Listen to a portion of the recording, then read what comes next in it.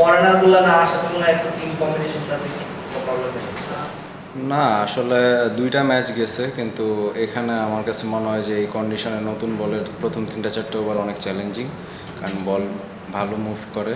তো সেক্ষেত্রে হয়তো সবাই এক্সপেরিমেন্ট বা সবাই ইমপ্লিমেন্ট করতে পারে নাই আসলে, কিন্তু হোপফুলি যে তারা অনেক ভালো কামব্যাক করবে।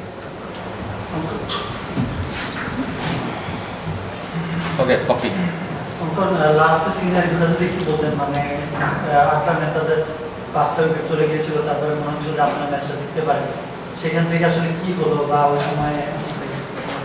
না আমার কাছে মনে হয় যে যে উইকেট বা যে কন্ডিশন ছিল নতুন ব্যাটসম্যানের জন্য অবশ্যই ইজি ছিল না। তো আমাদের সবসময় বিলিভ ছিল যে যদি আমরা ওরা একটা ভালো পার্টনারশিপ করার পরেও যদি আমরা ভালো ব্রেক থ্রু আনতে পারি, অবশ্যই খেলা কামব্যাক করতে পারবো।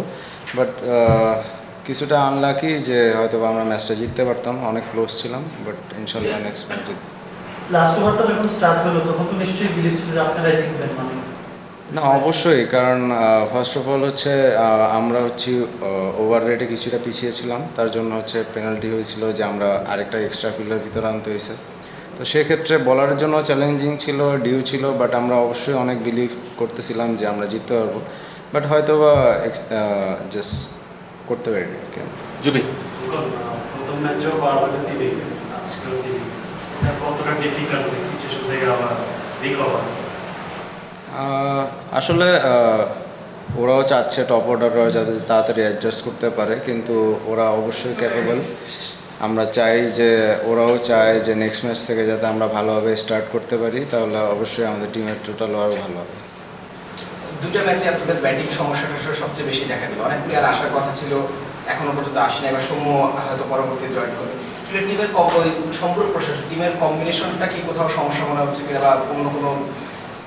না আসলে বিপিএলে এমনটা হয়, কারণ এমন না যে এটা অনেক নতুন, এমন হয়, কিন্তু যারা খেলতেছে স্টিল ওরা অনেক ক্যাপেবল, কিন্তু হয়তো বা জাস্ট একটা দুইটা ম্যাচেই কাউকে জাজ না করাটা ভালো, আর হোপফুলি যে আমরা টিম হিসাবে ভালো কামব্যাক করতে পারবো। অপোনেন্ট টিমের খালেদ আসছে, উনি বলছিলেন ওরা জানতেন যে আপনারা একটা বোলার শট, এই আলোচনাটা কি আপনাদের মধ্যে ছিল?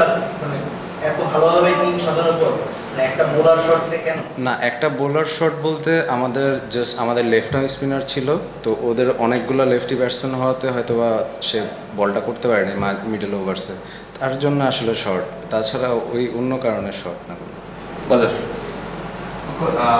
ব্যাটিং জন্য তো ভালো ছিল উইকেটটা, মানে যেটা দেখা যায় সিলেটের উইকেটে, কিন্তু আপনার অ্যাপ্রোচে যেমন মিরাজকেও দেখলে স্ট্রাগল করলো, আপনাদেরও স্ট্রাইক রেটটা ছিল, যদি ইমন ভালো করেছে আসলে লো স্কোরিং ম্যাচ এবং এখানেও এমন স্ট্রাগল করতে হচ্ছে, রিজনটা কি হতে পারে?